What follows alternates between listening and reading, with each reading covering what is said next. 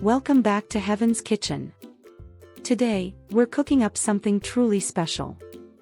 Cheesy beef stuffed toasts. So, let's get started. To begin, heat up a large pan over medium heat and drizzle in a bit of oil. Once that oil is sizzling hot, add in half of your finely sliced onions. We're going to sauté these beauties until they turn into golden, caramelized goodness. Now, it's time for the star of the show, our minced beef. Toss it into the pan with those caramelized onions and let them dance together.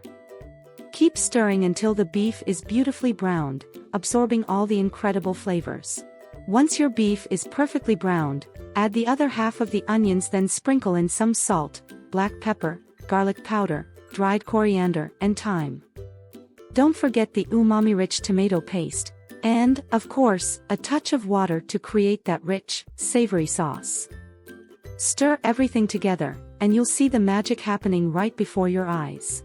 You will find all the ingredients in the description box below. Reduce the heat to a gentle simmer, and let all those flavors meld together for about 15 minutes. Remember to stir occasionally to ensure that everything cooks through and becomes irresistibly delicious. Let's prepare our toast bread slices. Take half of them and carefully remove the center, creating a frame. Place the whole slice underneath the frame. Now, it's time for the cheese. Lay a slice of cheddar right in the middle of each toast and then generously spread the cooked beef mixture over the cheese.